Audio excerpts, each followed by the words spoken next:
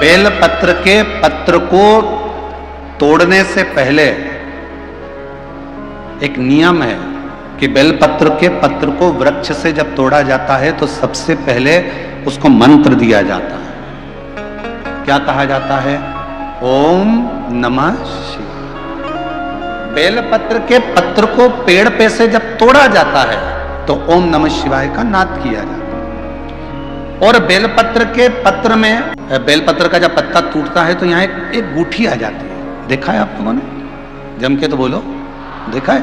तो बेलपत्र के पत्र में जो गूठी होती है उसको भी जब तोड़ा जाता है, उस गूठी को जब अलग किया जाता है तब भी शिव मंत्र उसको दिया जाता है।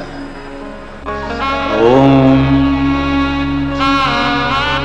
नमः शिवाय, ओम नमः शिवाय। वृक्ष पे से पत्ते को तोड़ा तो मंत्र दिया, गूठी को तोड़ा तो मंत्र दिया, और बेलपत्र के पत्ते को जब तोड़ा जाता है, मंत्र, पत्ते को तोड़ने से पहले मंत्र प्रदान किया जाता है, और जब तोड़ा जाता है तो कहा जाता है, हे मां पार्वती, हे मां गोरा, चलो तुम्हें शिवजी ने बुलाया है मेरे कल्याण के लिए। मां, आपको शंकर जी ने याद किया है, मेरे ऊपर बहुत दुख है मां, कल्याण करिए, चलिए मेरे दुख को समाप्त, निमंत्रण दो।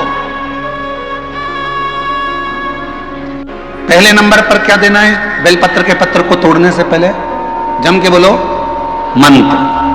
दूसरे नंबर पर क्या देना है? बेलपत्र के पत्र को चलने का, जम के बोलो, निमंत्रण।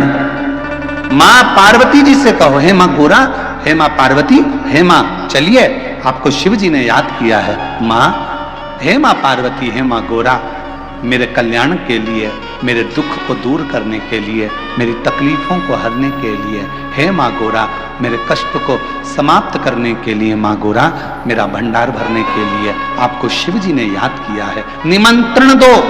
लेकर आए, फिर गूठी तोड़ी, फिर मंत्र दिया, ओम नमः शिवाय। अब गुरुजी ने पूछा कि तुमने मंत्र दिया? नहीं। तुमने निमंत्रण दिया? नहीं। तो फिर तुम्हें क्या हक है कि बेलपत्र का पत्र तोड़ो?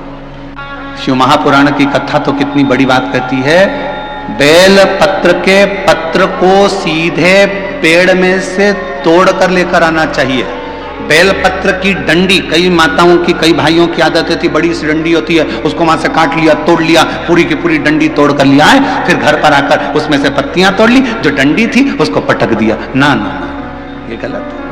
वृक्ष से पत्तों को निमंत्रण देकर फिर तोड़ा जाता, और फिर लेकर आकर गूठी तोड़ते समय भी शिव मंत्र को दिया जाता। जैसे डॉक्टर की गोली खाने के भी नियम होते हैं। डॉक्टर साहब लिखते हैं कि सुबह ये गोली लेना, शाम को ये लेना, ये भोजन के पहले लेना, ये भोजन के बाद लेना, और सुनो, इसको गर्म दूध से ले लेना, इसको पानी से ले लेना। अब मालूम पड़े तुमने सोचा कि मैं एक काम करती हूँ, कहाँ मेरा टाइम बर्बाद करूंगी, सुबह लो, शाम को लो, दोपहर में लो, तो तुमने सारी गोली एक साथ खा गई, और फिर डॉक्टर के पास गई, डॉक्टर साहब मेरे को तो आराम ही नहीं लग रहा, मैंने 3 बार 15 दिन से गोली खा रही हूँ, 10 दिन से गोली खा रही हूँ। डॉक्टर साहब ने पूछा, गोली खा रही हो तो क्या तुमने नियम धारण करा? हाँ। क्या क्या नियम धारण करा? सुबह की गोली सुबह खाई, भूखे पेट की भूखे पेट खाई, भोजन के बाद की भोजन के बाद खाई? नहीं नहीं नहीं, मेरे पास समय नहीं रहता, इसलिए सारी की सारी एक साथ खा गई। डॉक्टर ने कहा इसीलिए तो दवाई असर नहीं कर रही है, दवाई खाने का भी तरीका होता है। आवाज सेट नहीं है भाई, दवाई खाने का भी तरीका होता है। दवाई को खाने का भी एक तरीका है, उस दवाई को खाओगे, आनंद पाओगे, स्वस्थ हो जाओगे, रोग मुक्त हो जाएगा।